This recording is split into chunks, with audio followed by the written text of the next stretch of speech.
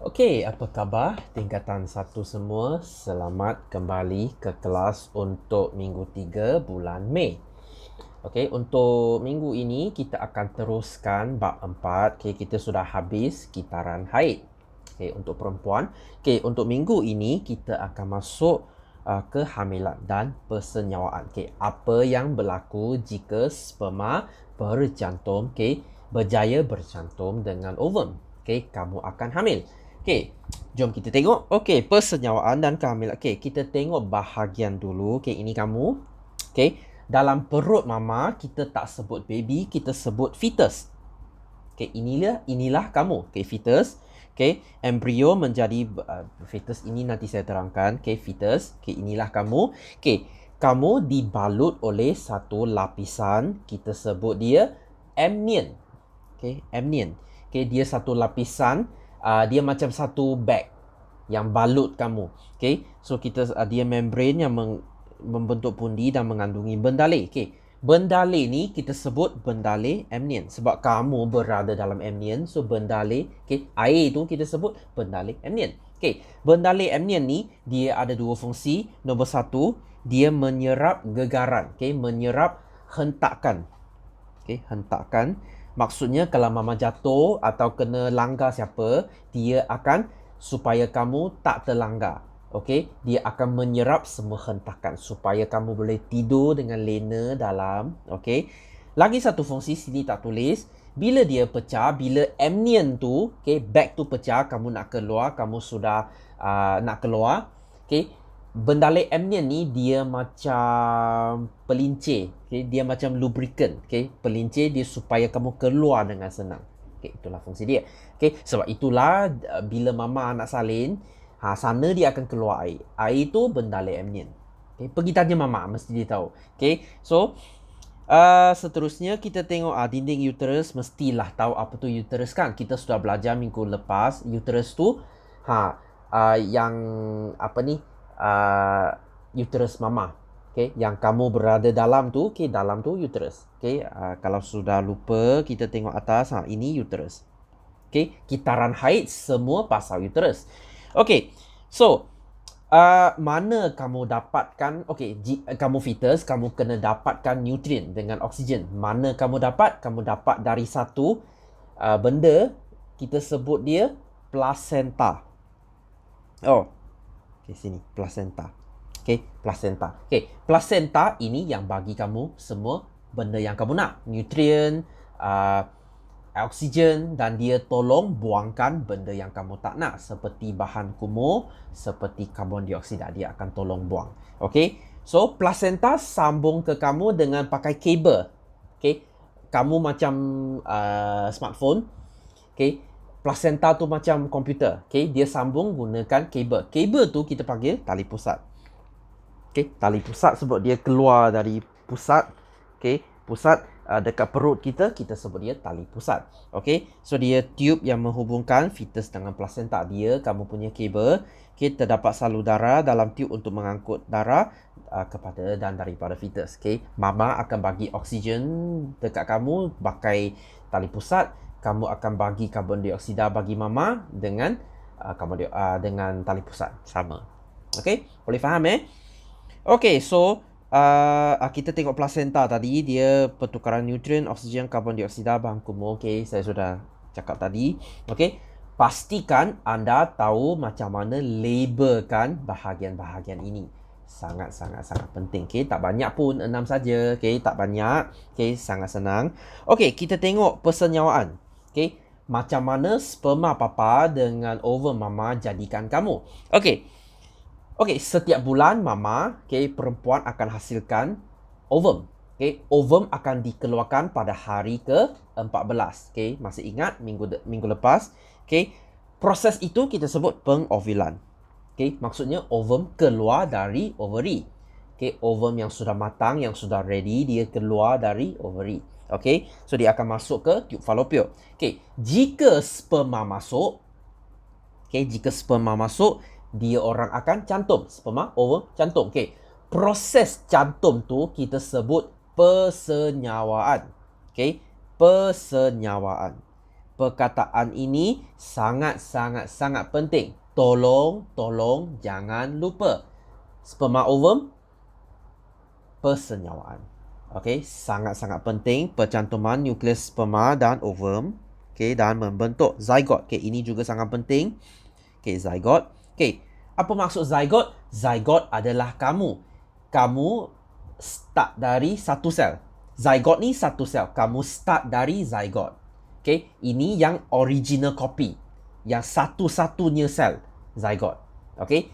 Zygot ni dia akan tumbuh jadi kamu sekarang. Berapa sel kamu ada? Berjuta-juta sel yang kamu ada. Okay? Dia semua tu start dari satu sel zygot. Zygot tu satu sel. Bukan dua, bukan tiga, bukan empat. Satu. Sperma, ovum, cantum jadi satu sel. Itulah zygot. Okay? Kamu start dari sini. Okay? So zygot ni dia akan tumbuh. Okay? Dia akan tumbuh jadi satu bola sel. Beberapa ratus sel. Kita sebut embrio. Okay, embrio. Okay, sangat penting embrio. Okay, embrio ni dia macam biji benih. Okay, kamu makan buah dia ada biji benih kan? Okay, biji benih tu kita punya embrio macam biji benih. Okay, jika kamu nak tumbuh pokok, nak tumbuh tumbuhan, biji benih kamu kena cari tanah. Okay, betul? Kena cari tanah. Tak ada tanah tak boleh tumbuh, tak boleh tanam. Okay. Sama embrio ni sekarang dia nak cari tanah. Tapi dekat perut dia bukan cari tanah. Dia cari darah. Okay. Ingat minggu lepas kita belajar haid. Haid tu adalah darah setiap bulan yang dikeluarkan oleh perempuan. Okay. Darah tu sebab kenapa dia nak buat darah. Darah tu macam tanah. Okay. Setiap bulan dia keluarkan sebab tak ada zygot, tak ada embrio, tak ada hamil. So dia buang. Okay. Dia buat baru. Tak ada persenyawaan, dia buang. Tak ada persenyawaan, buang. Setiap bulan dia buang. Sampailah dia jumpa sperma. Ada zygot, ada embrio. Sekarang, darah tu dia tak buang. Dia akan terus tebal jadi tanah. Dia macam tanah. Okay? So, dia macam tanah. So, embrio tu akan tanam dalam. Okay? Dia akan tanam. Okay, tanam. Tapi proses tu kita tak sebut tanam sebab ini bukan tumbuhan. Kita sebut penempelan. Okay? Penempel. Dia tempel. Dia macam tampal. Okay? Tempel. Okay? Embrio tu tampal dekat dalam darah tu. Okay? Dia akan tampal. So, lepas tampal, okay. Biji benih lepas tanam, dia akan jadi pokok. Okay? Sama sini, embrio tanam, dia tempel, dia akan jadi fetus. Dia jadi kamu. Bukan pokok Bukan pokok sebab kamu bukan pokok. Okay, itu akan jadi fetus. Okay, so penempelan sangat penting. Okay, secara ringkasnya saya tuliskan ini. Kalau anda keliru, sila tulis Okay, sperma, cantum dengan ovum. Okay, proses ini disebut persenyawaan. Okay, dia akan menjadi zygot. Okay, zygot akan jadi embrio. Okay, embrio dia akan melakukan penempelan. Okay, lepas tu akan menjadi fetus. Okay, fetus jika kamu lahir, kamu akan jadi bayi. Okay, ini sangat penting. Ini cara yang paling ringkas untuk saya hafal.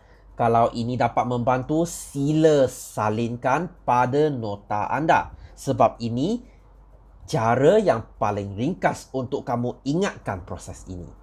Okey. Saya tak ada trik apa untuk bantu kamu hafal. Kamu kena fikir sendirinya macam mana kamu nak hafal benda ni. Okey. Itu saja saya kena tunjukkan. Okey. Saya kena cakap sekali lagi, sangat penting. Jika benda ini kamu sudah lupa, habis, hancur. Exam tu hancur, habis. Okay, sila jangan lupa. Okay, bahagian ini sangat penting. Okay, itu saja. Okay, so kita habis. Okay, untuk kehamilan, berapa hari dia hamil? Biasanya 40 minggu. Okay, 40 minggu. Jika kira dia lebih kurang 9 sampai 10 bulan. Okay, so dia akan keluar. Kamu akan keluar. Setelah kamu matang, sudah sampai masa, kamu akan keluar. Okay, doktor dia akan bagi satu jadual. Bila-bila kamu kena masuk hospital, dia orang kena bagi kamu lahir. Okay, dia ada satu schedule, satu jadual kamu kena ikut. Okay, pergi tanya mama mesti dia tahu. Okay, ambil tahulah sikit kan. Okay, dia kan susah payah nak lahirkan kamu, kena besarkan kamu lagi.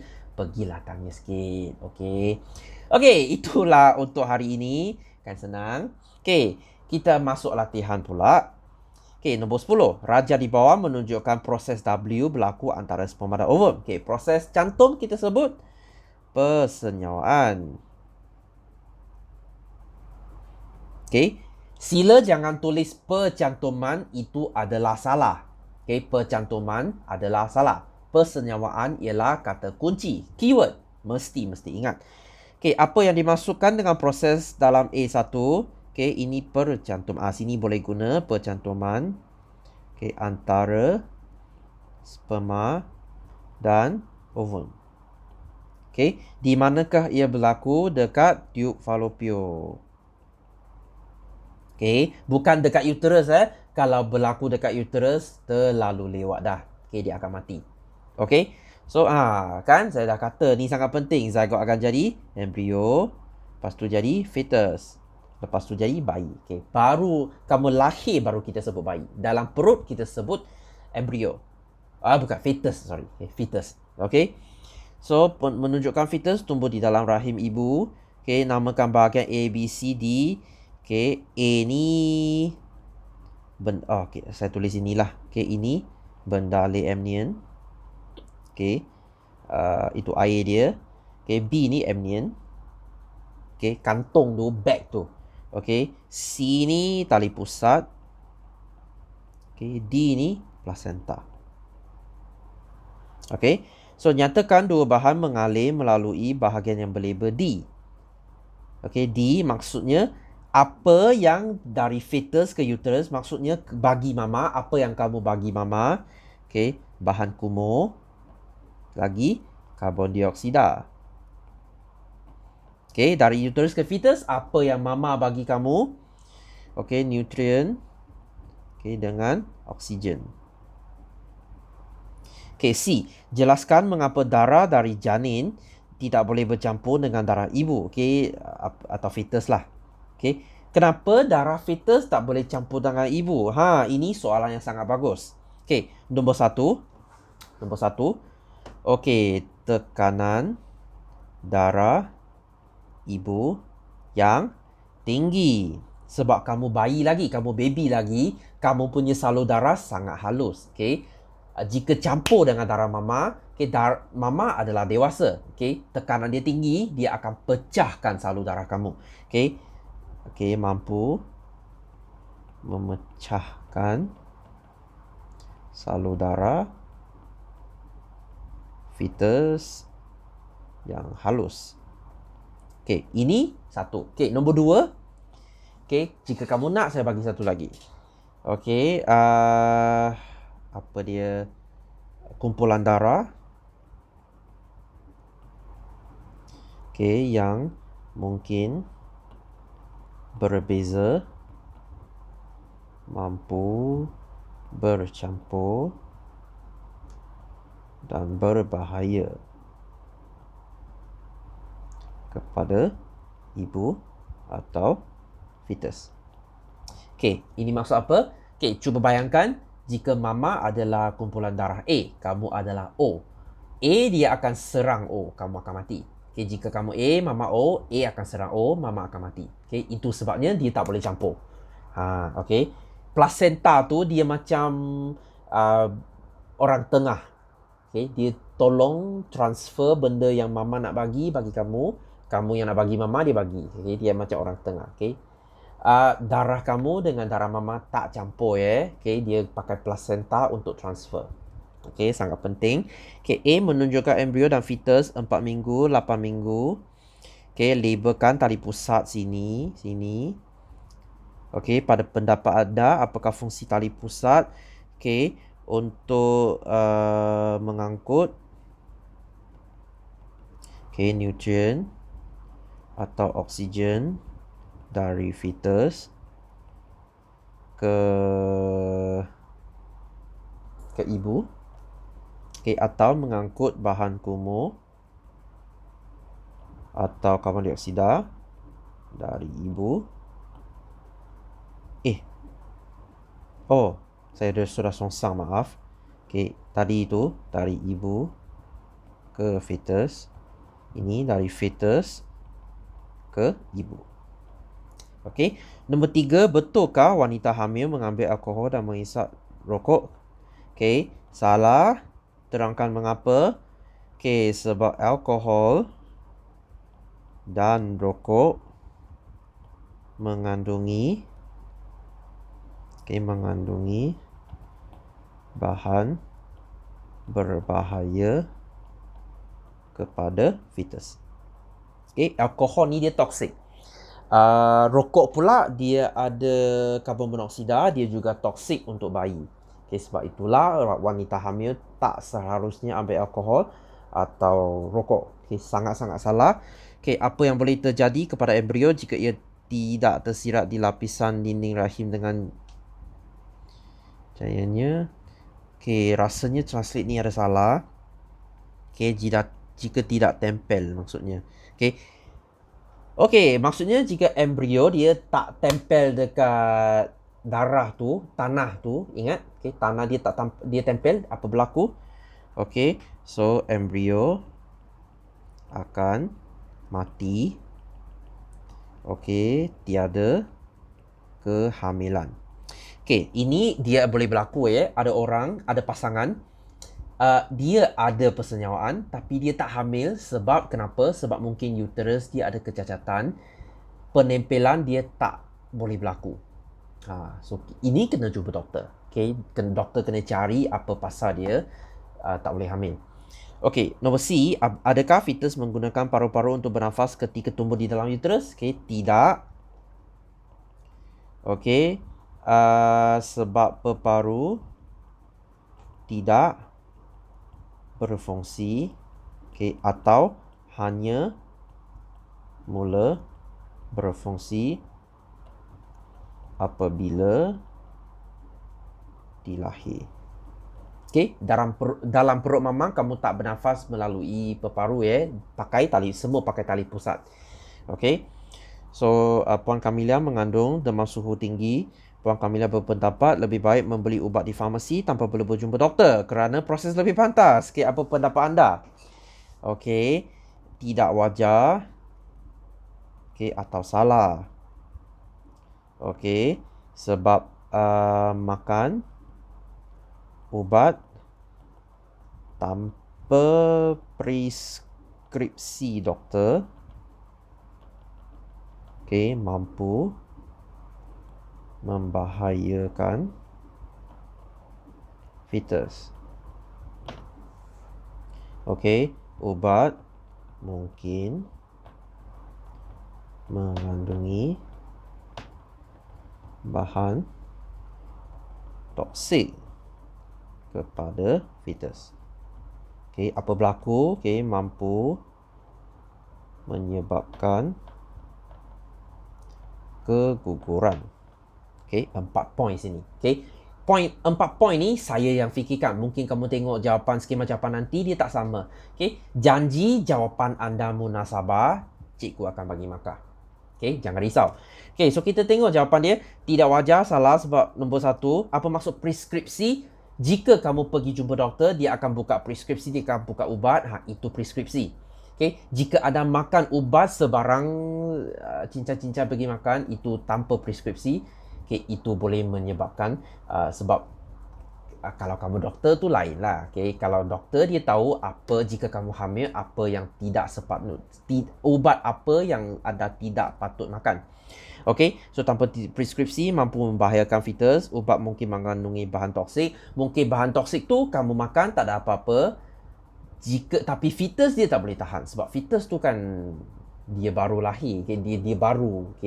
Dia sangat sensitif.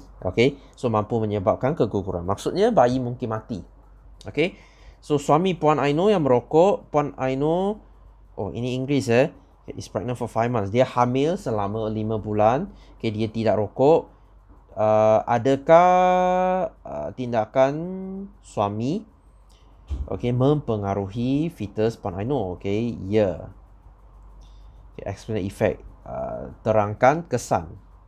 Okey, boleh menyebabkan kecacatan. Okey. So kalau kamu hamil kamu rokok, bayi mungkin cacat ya.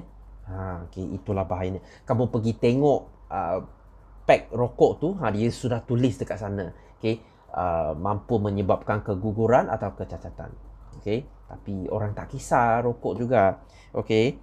So, simbol untuk wanita hamil nyatakan kesan bahaya terdapat dalam bahan yang ditunjukkan dalam raja. Okey, alkohol, kesan berbahaya alkohol dan rokok, macam jawapan tadi, mengandungi bahan toksik. Okey, kamu boleh kata membantut. Okey, kalau tak nak tulis kecacatan, membantut pembesaran bayi atau menyebabkan kecacatan. Okey, so jika kamu rokok tapi tak serius, mungkin bayi tu dia tak cacat, tapi saiz bila dia lahir, saiz dia kecil. Sebab dia tak dapat nak besar dengan normal. Sebab ada alkohol dengan rokok yang kacau dia.